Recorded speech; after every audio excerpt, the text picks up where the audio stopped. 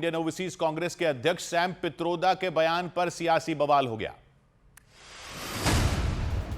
Indian overseas Congress के अध्यक्ष Sam Pitroda ने पाकिस्तान को लेकर विवादास्पद बयान दे दिया। एक इंटरव्यू में उन्होंने पाकिस्तान के साथ बांग्लादेश और नेपाल की तारीफ की। इसके अलावा सैम पित्रोदा ने केंद्र सरकार को पड़ोसियों के साथ रिश्ते मजबूत करने की सलाह दी।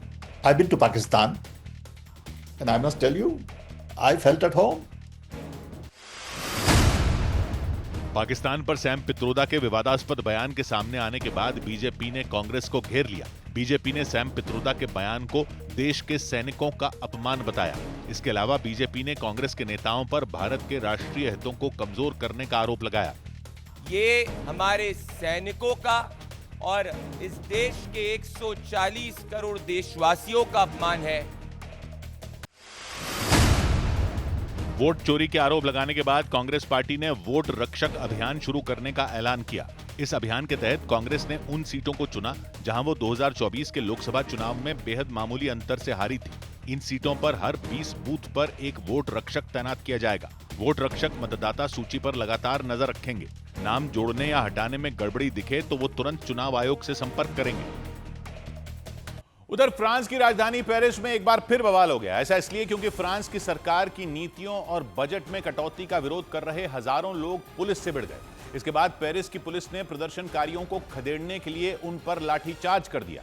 प्रदर्शनकारियों को पुलिस ने दौड़ा दौड़ा कर पीटना शुरू किया। इस दौरान कुछ लोग पुलिस से उलझ गए, जिसके बाद उन्हें घसीटकर पुलिस की गाड़ियों में बैठाया गया। पुलिस और प्रदर्शनकारियों के बीच हुई भिड़ंत की वजह से पेरिस की सड़कों पर काफी देर तक अफरा तफरी रही। लेकिन पुलिस की मुसीबत तब बढ़ गई जब लाठीचार्ज के बाद भी प्रदर्शनकारी सड़कों पर डटे रहे। इसी वजह से हालात संभालने के लिए पुलिस ने उन पर आंसू गैस के गोले दागने शुरू कर दिए। आंसू गैस से बचने के लिए प्रदर्शनकारी वहां से भाग खड़े हुए, जिससे वहां भगदड़ जैसे हालात बन गए। लोगों का गुस्सा इसलिए फूटा क्योंकि फ्रांस की सरकार अगले साल के बजट में करीब 5,200 करोड़ डॉलर यानी भारतीय रुपयों में करीब 4.5 लाख करोड़ की कटौती की तैयारी में जुट गई। इसमें पेंशन रोकना, स्वास्थ्य और शिक्षा पर खर्च कम करना, बेरोजगारी भत्ता घटना और फ्रांस की 2 राष्ट्रीय छुट्टियां हटाना भी शामिल रहा। फ्रांस की सरकार ने दलील दी कि इससे देश की अर्थव्यवस्था में सुधार होगा, जबकि फ्रांस के ट्रेड यूनियनों और दूसरे संगठनों का मानना है कि सरकार की नीतियां आम लोगों के खिलाफ हैं और सिर्फ अमीर लोगों को फायदा पहुंचाती हैं। इसी के विरोध में फ्रांस के कई शहरों में लोगों का गुस्सा सरकार पर फूट पड़ा। विरोध जताने के लिए पेरिस में हजारों की संख्या में लोग सड़कों पर उतर आए। हाथों में बड़े बड़े बैनर और पोस्टर लेकर प्रदर्शनकारियों ने सड़कों पर जाम लगा दिया। और हालात बिगड़ने के बाद पेरिस पुलिस के जवान सड़कों पर प्रदर्शन कर रहे लोगों पर टूट पड़े। प्रदर्शनकारियों को खदेड़ने के लिए पुलिस ने उन पर लाठीचार्ज कर दिया। पेरिस पुलिस के इस एक्शन की वजह से सड़क पर अफरा तफरी मच गई। कुछ प्रदर्शनकारी वहां से भाग खड़े हुए, लेकिन कुछ को पुलिस वालों ने पकड़ लिया। इसके बाद पुलिस के जवान उन्हें सड़क से घसीटकर हटाने में जुट गए।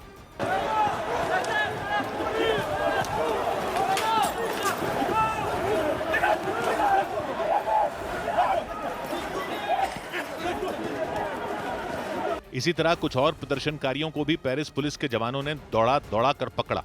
पेरिस की सड़कों पर काफी देर तक बवाल होता रहा। देखकर ऐसा लगा जैसे वहां कोई गृह युद्ध छिड़ गया हो, क्योंकि एक तरफ बड़ी संख्या में पुलिस के जवान मोर्चा संभाले खड़े रहे, तो दूसरी तरफ हजारों की संख्या में प्रदर्शनकारी सड़कों पर डटे नजर आए। इस दौरान सड़क पर पुलिस की बख्तरबंद गाड़ियां भी खड़ी रहीं। उन गाड़ियों के आगे पुलिस के जवान एक कतार में तैनात दिखाई दिए। तभी प्रदर्शनकारियों को रोकने के लिए पुलिस ने उन पर आंसू गैस के गोले दागने शुरू कर दिए। इसके बाद सड़क पर भगदड़ मच गई। लोग नाक और मुंह ढककर वहां से भागने में जुट गए। सड़क पर हर तरफ धुआं छा गया। लेकिन इसके बाद भी कुछ प्रदर्शनकारी सड़कों पर ही खड़े रहे। सिर्फ पेरिस की सड़कों पर ही नहीं, बल्कि फ्रांस के दूसरे शहरों में भी सड़कों पर लोगों ने हंगामा खड़ा कर दिया। प्रदर्शनकारियों ने एक शहर को दूसरे शहर से जोड़ने वाले हाईवे तक जाम कर दिए। कुछ जगहों पर पुलिस पर पथराव करने की भी खबरें सामने आई। दावा किया गया कि प्रदर्शन में स्कूल के बच्चे भी शामिल हुए। इसी वजह से हालात संभालने के लिए फ्रांस की सरकार ने पूरे देश में 80,000 से ज्यादा पुलिसकर्मी तैनात कर दिए। फ्रांस की सरकार की नीतियों और बजट कटौती के विरोध में पिछले हफ्ते भी पेरिस समेत फ्रांस के तमाम शहरों में प्रदर्शन हुए थे। प्रदर्शन को ब्लॉक एवरीथिंग नाम दिया गया था, ताकि देश में सब कुछ ठप करके फ्रांस की सरकार को झुकने पर मजबूर किया जा सके। उस दौरान प्रदर्शनकारियों ने पेरिस की सड़कों पर बवाल कर दिया था। सरकारी बसों को आग के हवाले कर दिया गया। सड़कों को ब्लॉक करने के लिए लोहे के गेट और ग्रिल तक डाल दिए गए थे। और तो और प्रदर्शनकारियों ने बड़े बड़े कूड़ेदान डालकर सड़कों को बंद कर दिया था। और इस बार भी हालात कुछ वैसे ही नजर आए, क्योंकि पुलिस की तमाम कोशिशों के बाद भी पेरिस की सड़कों से प्रदर्शनकारी नहीं हटे। पुलिस ने उन पर आंसू गैस के गोलों की बारिश कर दी, लेकिन हालात जस के तस बने रहे। कुछ प्रदर्शनकारी तो आंसू गैस के गोलों को पुलिस की तरफ फेंकते नजर आए।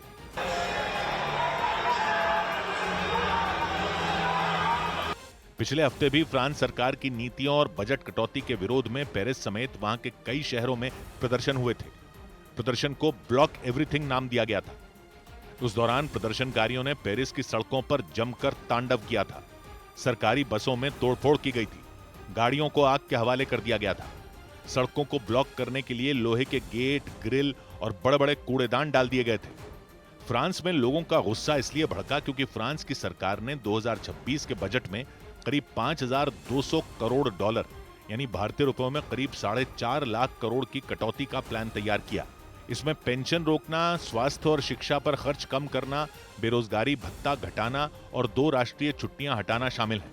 फ्रांस सरकार ने दलील दी कि इससे अर्थव्यवस्था में सुधार होगा, लेकिन वहां की ट्रेड यूनियनों और दूसरे संगठनों का मानना है कि सरकार की नीतियां आम लोगों के खिलाफ हैं। इसीलिए फ्रांस की सरकार को झुकाने के लिए लोगों ने ब्लॉक एवरीथिंग नाम से आंदोलन छेड़ दिया। इधर दिल्ली पुलिस ने आर्म्स एक्ट के तहत गैंगस्टर नीरज बवाना के पिता को गिरफ्तार कर लिया। दिल्ली पुलिस ने कुख्यात गैंगस्टर नीरज बवाना के पिता प्रेम सिंह को आर्म्स एक्ट के तहत गिरफ्तार कर लिया। हरियाणा और दिल्ली में पुलिस ने गैंगस्टरों के 39 ठिकानों पर छापेमारी की और उसी दौरान प्रेम सिंह को गिरफ्तार किया गया। पुलिस ने बताया कि छापेमारी के दौरान 50 लाख रुपए, 1.25 किलो सोना और हथियार बरामद किए गए।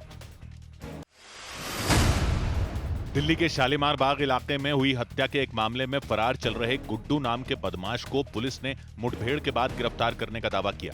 पुलिस के मुताबिक मुठभेड़ में वो गोली लगने से घायल हो गया, जिसके बाद उसे अस्पताल ले जाया गया। पुलिस के मुताबिक उस पर रेप, हत्या और हत्या की कोशिश समेत कई केस दर्ज हैं।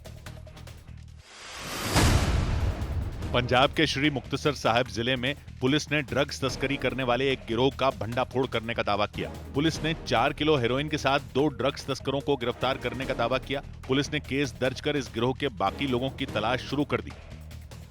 उधर आतंकी संगठन लश्कर ए तैयबा के कमांडर कासिम ने ऑपरेशन सिंदूर के दौरान पाकिस्तान के पंजाब प्रांत में तबाह किए गए लश्कर के गढ़ मरकज ए तैयबा की बर्बादी के सबूत दिए। लश्कर कमांडर ने आतंक के उस गढ़ के सामने खड़े होकर यह दावा किया कि लश्कर जल्द ही उस मस्जिद को दोबारा बना लेगा। आतंकी कासिम के मुताबिक वहां मरम्मत का काम शुरू कर दिया गया। इस दौरान उसने ये बात भी कबूल की कि मुरीदके में मौजूद लश्कर के उस सबसे बड़े सेंटर को ऑपरेशन सिंदूर में नेस्त नाबूद कर दिया गया था। कासिम ने यह भी माना कि वहां दहशतगर्दों को ट्रेनिंग दी जाती थी, उन्हें आतंकी हमलों के लिए तैयार किया जाता था और फिर भारत समेत दूसरे देशों में हमले के लिए भेजा जाता था। यह वही मस्जिद है जिसे ऑपरेशन सिंदूर के तहत भारत ने सटीक हमला कर मलबे में बदल दिया था। भारत के हमले से लश्कर का यह ट्रेनिंग सेंटर पूरी तरह तबाह हो गया था। और उसी मस्जिद के मलबे के सामने खड़े होकर लश्कर के कमांडर कासिम ने इसका सबूत भी दिया। उसने दावा किया कि ऑपरेशन सिंदूर के वक्त भारतीय सेना ने लश्कर के मुख्यालय यानी मरकज़े तैयबा को बर्बाद कर दिया था और उसे दोबारा बनाने का काम तेज हो गया। जामे मस्जिद उम्मुल कुरा इसको हमले में तबाह कर दिया गया था। अब उसकी तामीर नौ का सिलसिला जारी है। पाकिस्तान अपनी जमीन पर आतंकियों को पालने पोसने के आरोपों को नकारता रहा है, लेकिन उसी के पंजाब प्रांत के मुरीदके में खड़े होकर लश्कर के कमांडर कासिम ने पाकिस्तानी दावों की पोल खोल दी। बड़े मुजाहिदीन और बड़े तलबा नमाजें पढ़ के फारिग हुए गए हैं, फैज़ हासिल किया है। ये मलबा जहां दिखाया गया वहां कभी आतंकी संगठन लश्कर का सबसे बड़ा सेंटर हुआ करता था। पाकिस्तान के पंजाब प्रांत के मुरीदके में मौजूद इस मस्जिद को मरकज़े तैयबा कहा जाता था। माना जाता है कि लश्कर के आतंकियों को इसी मस्जिद में ट्रेनिंग दी जाती थी और इसी वजह से भारतीय सेना ने पहलगाम हमले के बाद ऑपरेशन सिंदूर के तहत लश्कर के इस मुख्यालय को पूरी तरह बर्बाद कर दिया था। इस बीच खुफिया एजेंसियों के सूत्रों ने दावा किया कि ऑपरेशन सिंदूर के बाद खौफ में आए आतंकी संगठन जैश ए मोहम्मद और हिजबुल मुजाहिदीन ने अपने मुख्यालय पीओके यानी पाकिस्तान के कब्जे वाले कश्मीर से शिफ्ट करने शुरू कर दिए। सूत्रों ने दावा किया कि आतंकी संगठनों ने पाकिस्तान के खैबर पख्तूनख्वा प्रांत में अपने टेरर कैंप बनाने शुरू कर दिए। ऐसा इसलिए क्योंकि ऑपरेशन सिंदूर के दौरान अकेले पीओके में ही भारतीय सेना ने कई आतंकी कैंप तबाह कर दिए थे। इनमें जैश और हिज्ब दोनों के कई कैंप थे। सूत्रों ने दावा किया कि भारतीय सेना के खौफ की वजह से आतंकी संगठनों ने पाकिस्तान के खैबर पख्तूनख्वा में अपने ठिकाने बनाना बेहतर समझा। खबर है कि खैबर पख्तूनख्वा के पहाड़ी इलाकों में आतंकी कैंप बनाए जा रहे हैं ताकि उन पर हमला करना आसान न हो। दावा तो यह भी किया गया कि जैश और हिज्ब ने आतंकियों की भर्ती भी तेज कर दी। सूत्रों के मुताबिक खैबर पख्तूनख्वा समेत पाकिस्तान के कई इलाकों में आतंकी रैली और धार्मिक सभाएं करके युवाओं को अपने संगठनों से जोड़ने की कोशिश में लगे हुए हैं। सूत्रों ने दावा किया आतंकी संगठन जैश ए मोहम्मद 25 सितंबर को पाकिस्तान के पेशावर में एक रैली करने की तैयारी में। मतलब वहां आतंकी संगठनों को फिर से खड़ा करने की कोशिश तेज हो गई। खुफिया एजेंसियों के सूत्रों ने दावा किया कि ऑपरेशन सिंदूर के बाद पाकिस्तान से चलाए जा रहे आतंकी संगठनों में इस कदर खौफ पसर गया कि उन्होंने अपने इलाके बदलने शुरू कर दिए। सूत्रों से मिली जानकारी के मुताबिक जैश और हिज्ब के आतंकियों ने पाकिस्तान के खैबर पख्तूनख्वा के बंदाई इलाके में नए आतंकी सेंटर बनाने शुरू कर दिए। दावा किया गया कि हिजबुल मुजाहिदीन ने वहां HM 313 नाम का एक ट्रेनिंग कैंप बनाया जो अलकायदा की 313 नाम की ब्रिगेड से जुड़ा बताया गया। सूत्रों के मुताबिक पाकिस्तान में आतंकी संगठनों ने धार्मिक सभाओं और रैलियों के जरिए आतंकियों की भर्ती की प्रक्रिया भी शुरू कर दी। हालांकि पाकिस्तान की सरकार हमेशा की तरह इस बात से बेखबर होने का नाटक करती दिखी। इस पर भारत ने उसे निशाने पर लिया। world is aware of the nexus between the terrorists and the Pakistani state and military. Such statements make it even more glaring.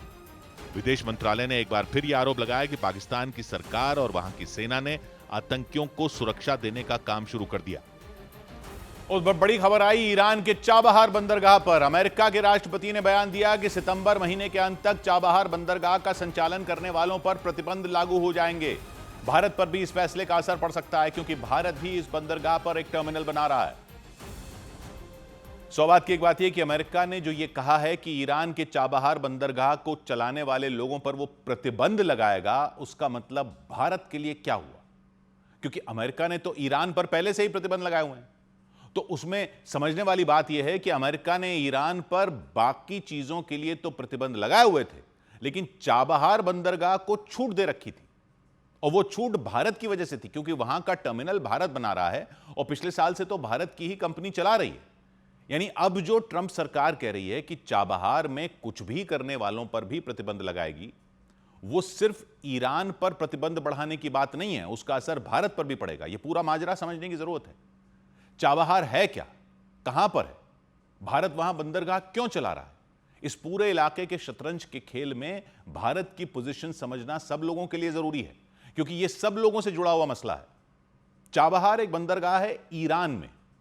Mumbai से अगर आप सीधा पश्चिम की ओर जहाज चलाओ, करीब 768 नॉटिकल मील तक तो आप पहुंच जाओगे ईरान। समुद्र में दूरी नॉटिकल मील में नापी जाती है। 768 नॉटिकल मील का मतलब हुआ लगभग 1400 किलोमीटर। यानी हवाई जहाज से जाओ तो 2 घंटे में पहुंच सकते, यानी ज्यादा दूर नहीं है ईरान। और ये तो मुंबई के बंदरगाह से 1400 किलोमीटर है, गुजरात के कांडला बंदरगाह से तो सिर्फ 550 नॉटिकल मील दूर है, यानी लगभग 1000 किलोमीटर ही। यानी ईरान का यह पॉइंट तो भारत के लिए एक लोकल बंदरगाह जितनी ही दूरी पर है। और ये जो सबसे पास ईरान का तट है वो पता कहां है?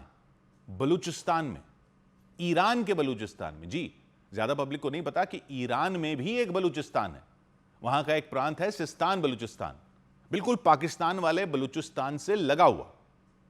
इधर पाकिस्तान के बलूचिस्तान के तट पर है ग्वादर बंदरगाह जो चीन बना रहा है, और ठीक उसके पास ही ग्वादर से सिर्फ 100 मील दूर ईरान के सिस्तान बलूचिस्तान में है चाबहार, जहां बंदरगाह बना रहा है भारत। काफी तो बन भी चुका है और वहां से जहाज चल भी रहे हैं, भारत ही मैनेज कर रहा बंदरगाह को। उससे 200 मील ही आगे ईरान का एक बड़ा बंदरगाह बंदर अब्बास है। बंदर अब्बास पुराना बंदरगाह है ईरान का। यह इधर पाकिस्तान के ग्वादर के पास भारत ने बनाया है नया बंदरगाह चाबहार। तो जब बंदर अब्बास था ही तो यह नया क्यों बनाया है? क्योंकि यह बंदर अब्बास है हॉर्मुज गलियारे में। पता है ना आपको कि फारस की खाड़ी में जहाजों का एक चोक पॉइंट है जिसको हॉर्मुज गलियारा कहते हैं, और जहाजों को उस संकरे से गलियारे से गुजरना पड़ता है। तो वहां पर है बंदर अब्बास। यानी ईरान के पास इससे पहले खुले समुद्र में कोई बंदरगाह नहीं था। इसलिए चाबहार खास है क्योंकि यह ईरान का इकलौता बंदरगाह है जो सीधे खुले समुद्र से जुड़ा है। इस पर जाने के लिए समुद्री जहाजों को हॉर्मुज गलियारे से होकर नहीं जाना पड़ता, यानी वो तंग रास्ता जहां तेल के जहाज ट्रैफिक में फंसे ऑटो रिक्शा जैसे लाइन में लग जाते हैं, वो खाड़ी वहां सिर्फ 21 मील चौड़ी है और वहां से दुनिया के सारे तेल कारोबार का 1/3 हिस्सा जाता है। चाबहार उस झंझट से बचाता है क्योंकि उसके गहरे पानी में बड़े से बड़े जहाज आसानी से आ जा सकते हैं। 1 लाख टन माल ढोने वाले जहाज भी इधर जा सकते हैं चाबहार में। बंदरगाह बनाने के लिए यह बहुत ही इंपॉर्टेंट पॉइंट होता है कि तट के कितने करीब तक बड़े जहाज जा सकते हैं, और यह चाबहार का मॉडर्न बंदरगाह तो भारत ने अब बनाया है, लेकिन वैसे यहां पर पुराने जमाने से व्यापार होता रहा है। पुराने जमाने में इसका नाम होता था तीज, सैकड़ों सालों से था। ये 11वीं सदी में अल बरूनी ने लिखा था कि यह भारत के समुद्री व्यापार का शुरुआती पॉइंट होता था।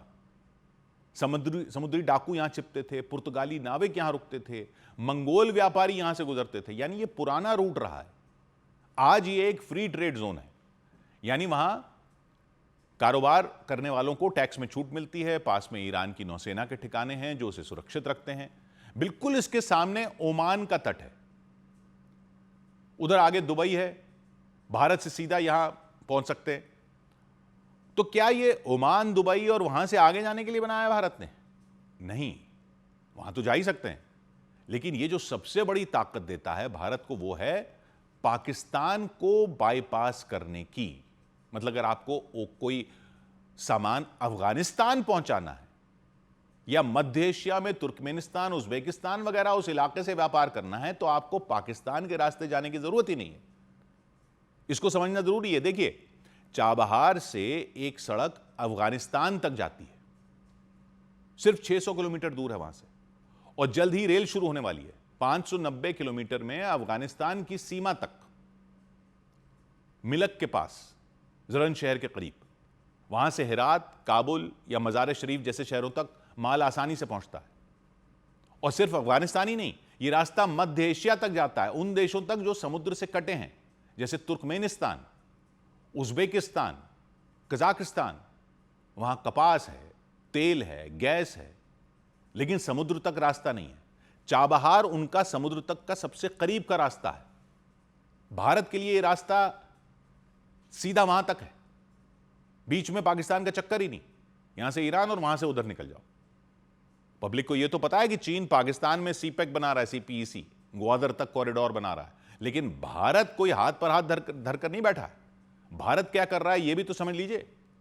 पता है आपको, भारत से लेकर यूरोप तक कॉरिडोर बन रहा है, सीधा यूरोप। इसका नाम है INSTC, international north south transport corridor. यह कोई साधारण सड़क नहीं है, यह सीधी साधारण सड़क नहीं है। समुद्र, रेल और सड़क का 7200 किलोमीटर लंबा जाल है जो भारत के पश्चिमी तट को यूरोप से जोड़ता है। इसे भारत, ईरान और रूस ने सन 2000 में शुरू किया था, और यह पुराने रास्तों के मुकाबले 40% टाइम और 30% पैसे बचाता है। पुराना रास्ता था सुएज नहर से जाता था, ये इधर से पूरा घूम के, वो मुंबई से मॉस्को तक 16,000 किलोमीटर का है। 16,000 किलोमीटर में मॉस्को पहुंचते थे और महीना भर लगता। जहाज भारत के दक्षिणी किनारे से लाल सागर, मिस्र, भूमध्य सागर होकर यूरोप जाता। वो लंबा और महंगा पड़ता है पुराना रास्ता। INSTC से छोटा करता है। मान लो मुंबई या कांडला से एक जहाज निकला, वो 2-3 दिन में चाबहार पहुंचता है, जहां भारत की कंपनी है IPGL। वो बंदरगाह पर शाहिद बेहश्ती टर्मिनल चलाती है। वहां माल ट्रकों या ट्रेनों में लदता है। चाबहार में एक रास्ता जिसे ईस्टर्न रूट कहते हैं, चाबहार से जाहेदान तक जाता है। वो 700 किलोमीटर की रेलवे लाइन है जो भारत बना रहा है। जाहेदान से यह अफगानिस्तान की सीमा तक, फिर काबुल या हेरात तक जाता है। कुल मिलाकर 1 हफ्ते में माल मुंबई से काबुल सीधा, 1 हफ्ते में। और यह रास्ता यहीं नहीं रुकता। अफगानिस्तान से सड़कें मध्य एशिया तक फैलती हैं। उज्बेकिस्तान का ताशकंद, जहां कपास और फल हैं, तुर्कमेनिस्तान का अशगाबाद, जहां गैस भरी है, कजाकिस्तान का अलमाटी, जहां तेल है। ये देश भारत का माल चाहते हैं और भारत उनके संसाधन चाहता है, तो ये व्यापार यहां से हो सकता है। INSTC चाबहार को इन बाजारों से जोड़ता है, अफगानिस्तान के गार्लैंड हाईवे के जरिए। ये तो हो गया ईस्टर्न रूट।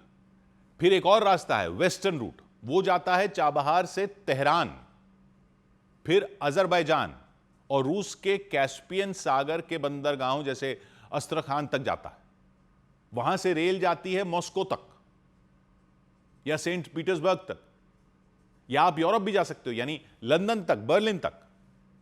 साल 2023 में जब पाकिस्तान ने सीमा बंद की, पता है आपको, भारत ने चाबहार से 20,000 टन गेहूं अफगानिस्तान भेजा था। तो यह चल रहा है दुनिया के इस इलाके में। चीन की तो पब्लिक खूब खबर रखती है, भारत का भी देख लीजिए। भारत ने 2021 में चाबहार को INSTC का हिस्सा बनाने का प्रस्ताव दिया था और 2024 तक बात आगे बढ़ी और अफगानिस्तान में तालिबान ने भी 2024 में फरवरी में $3.5 करोड़ का निवेश करने का वादा किया हुआ है, क्योंकि वो भी पाकिस्तान को बाईपास करना चाहता है, अफगानिस्तान भी। अब समझिए कि अमेरिका को क्या प्रॉब्लम है। अमेरिका और ईरान की नहीं बनती, ये तो आपको पता ही है। तो 2018 में जब पहली ट्रंप सरकार थी, पहली ट्रंप सरकार ने न्यूक्लियर डील तोड़ दी थी ईरान के साथ, तो उसने ईरान पर सख्त प्रतिबंध लगा दिए। चाबहार जैसे बंदरगाहों पर भी असर पड़ा, लेकिन अमेरिका ने भारत को एक खास छूट दी थी, जिसे IFCA वेवर कहते हैं। क्यों? क्योंकि भारत ने दलील दी थी कि चाबहार से अफगानिस्तान को मदद मिलती है। अमेरिका तब तक अफगानिस्तान से निकला नहीं था, तो वो भी चाहता था कि भारत अफगानिस्तान तक मदद पहुंचाए। पाकिस्तान को बाईपास करके चाबहार से गेहूं, दवाइयां, कीटनाशक और बहुत कुछ अफगानिस्तान जा रहा था। तो भारत की कंपनी IPGL बेहिचक शाहिद बेहश्ती टर्मिनल चला सकती थी। लेकिन अब अमेरिका ने कहा है कि वो 2018 की छूट खत्म कर रहा है 29 सितंबर से। अब चाबहार में काम करने वाले यानी भारत की कंपनियां, ईरान के पार्टनर या जहाज चलाने वाले, सब पर प्रतिबंध का खतरा है। अमेरिका कहता है ये ईरान के खिलाफ उठाया गया कदम है, लेकिन भारत और दूसरे देश ये दलील देते हैं कि ये अफगानिस्तान को नुकसान पहुंचाएगा जहां मदद की जरूरत है। और अमेरिका भी चाहेगा कि अफगानिस्तान उसी के पाले में रहे, नहीं तो चीन और रूस को भी वहां मौका मिल सकता है अफगानिस्तान में। और ऐसा ना हो, इसके लिए अमेरिका को जाना पड़ेगा भारत के जरिए ही, क्योंकि टर्मिनल वहां चलाता है भारत। तो इस इलाके की शतरंज में ट्रंप ने अपनी चाल तो चल दी, ये कहते हुए कि चाबहार को प्रतिबंधों से जो छूट दी थी वो वापस ले लेंगे। लेकिन इस बिसात पर मोहरे बिछे हैं भारत के, और चुनौती अमेरिका के सामने है चीन और रूस की। वो कहते हैं ना कि अभी तो तेल देखो और तेल की धार देखो, 100 बात की एक बात। उधर रूस के कमचातका प्रायद्वीप में शक्तिशाली भूकंप आने के बाद सुनामी का अलर्ट जारी किया गया। रूस का कमचातका प्रायद्वीप एक बार फिर भूकंप के भयंकर झटकों से दहल उठा। वहां 7.8 तीव्रता का भूकंप आया और इसके बाद समंदर के किनारे वाले इलाकों में सुनामी की चेतावनी जारी कर दी गई। बीते 1.5 महीने में ऐसा तीसरी बार हुआ जब कमचातका में 7.0 तीव्रता से ज्यादा तगड़े भूकंप आए। बिहार के समस्तीपुर में एक निजी कंपनी के एक कर्मचारी को कुछ लोग गोली मारकर फरार हो गए। वहां सरेआम की गई फायरिंग में वो कर्मचारी घायल हो गए। उनके मुताबिक फायरिंग करने वालों ने उनसे 10 लाख रुपयों की मांग की थी। रंगदारी मांग रहा था। कितना? 10 लाख रुपये। बिहार के मुंगेर में करीब 40 स्कूलों में पानी भर जाने की वजह से उन स्कूलों को पिछले 2 महीने से खोला नहीं जा सका। वहां गंगा के लगातार उफान पर रहने से उन स्कूलों में जमा नदी का पानी उतर ही नहीं पाया। हालांकि प्रशासन वहां पढ़ने वाले बच्चों और उनके टीचरों को पहले ही दूसरे स्कूलों में शिफ्ट कर चुका है। विद्यालय में पानी घटता है, हम लोग पुनः कक्षा संचालित करना सुनिश्चित है। इधर गाजा में जारी जंग के बीच इजराइल की फौज ने लेबनान के दक्षिणी इलाकों में भीषण एयर स्ट्राइक कर दी। वहां बम की तरह फटने वाले आत्मघाती ड्रोन के अलावा विनाशकारी मिसाइलों की भी बारिश कर दी गई। दावा किया गया कि लेबनान में सीज फायर लागू किए जाने के बाद ऐसा पहली बार हुआ जब वहां इतने बड़े पैमाने पर बमबारी की गई। इजराइल के मीडिया के मुताबिक वहां की सेना ने लेबनान के चरमपंथी संगठन हिजबुल्लाह के ठिकानों को निशाना बनाया।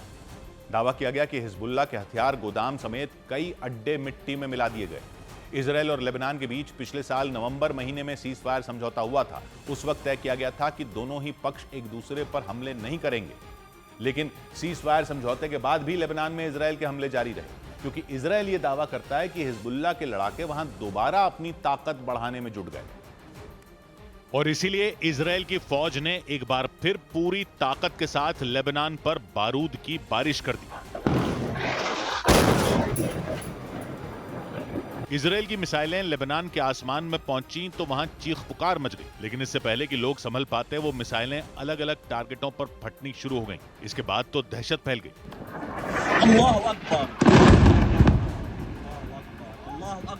इजराइल के लड़ाकू विमानों ने घनी आबादी वाले इलाके में मौजूद एक मकान पर भी मिसाइल दाग दी। मिसाइल गिरते ही जबरदस्त धमाका हुआ।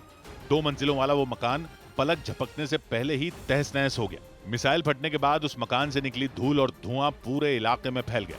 सब कुछ ढक गया। इजराइल ने दावा किया कि जिन ठिकानों को बर्बाद किया गया वो हिजबुल्लाह के थे और वहां उसके कई लड़ाके छिपे हुए थे। ये भीषण हमले लेबनान के दक्षिणी हिस्से में मौजूद मरजयून नाम के इलाके में किए गए। मरजयून से इजराइल की सरहद महज 4 किलोमीटर दूर है। इजराइल की फौज पहले भी वहां मिसाइलों की बौछार कर चुकी है। उधर गाजा में जारी जंग को रुकवाने की मांग करते हुए इजराइल के कुछ लोग प्रदर्शन करते हुए गाजा के बॉर्डर तक पहुंच गए, यानी उस जगह पर जहां से थोड़ी ही दूरी पर इजराइल और हमास की लड़ाई चल रही है। उन लोगों ने इजराइल और गाजा की सरहद पर खड़े होकर आवाज उठाई और गाजा में चल रही बमबारी को जल्द से जल्द रोकने की अपील की। हालांकि इजराइल में पहले भी युद्ध के खिलाफ प्रदर्शन होते रहे हैं। तेल अवीव समेत कई शहरों में वहां के प्रधानमंत्री बेंजामिन नेतन्याहू के विरोध की तस्वीरें आती रही हैं, क्योंकि गाजा की धरती पर करीब 2 साल से चल रही जंग में 65,000 से ज्यादा लोगों की मौत का दावा किया गया। मरने वालों में ज्यादातर महिलाएं और बच्चे बताए गए, यानी जंग की आग में हमास के लड़ाके ही नहीं बल्कि बेकसूर लोग भी पिसने को मजबूर हो गए। यही वजह रही कि गाजा में रह रहे फिलिस्तीनियों के समर्थन में दुनिया भर में प्रदर्शन तेज हो चुके। फिलिस्तीन के समर्थक इजराइल पर गाजा में नरसंहार करने का आरोप लगाते आए। इस बीच इजराइल के जो लोग प्रदर्शन करते हुए गाजा बॉर्डर पर पहुंचे, उन्होंने भी अपनी सरकार और सेना के खिलाफ नारेबाजी की। हालांकि इजरायली सुरक्षा बल के जवानों ने उन्हें रोकने की पुरजोर कोशिश की, लेकिन प्रदर्शनकारी उन्हें धकेलते हुए लगातार मार्च करते रहे। इस दौरान उन्होंने फिलिस्तीन की आजादी के नारे लगाने भी जारी रखे। प्रदर्शन कर रहे इजराइल के उन लोगों ने गाजा में युद्ध रोकने की मांग की। वो पोस्टर लेकर पैदल ही गाजा बॉर्डर की ओर बढ़ते दिखे। इस दौरान इजरायली सुरक्षा बल के कुछ जवानों ने उन्हें रोकना चाहा, लेकिन वो नहीं माने। सुरक्षा बल के जवानों ने कई प्रदर्शनकारियों के पोस्टर तक फाड़ दिए, लेकिन वो नहीं रुके। गुस्से से आग बबूला लोगों ने अपने देश यानी इजराइल के ही बहिष्कार के नारे लगा दिए। जंग रोकने की मांग कर रहे वो लोग उन कटीले तारों तक पहुंच गए जो इजराइल और गाजा को अलग करते हैं। उन्होंने वहां भी नारेबाजी की।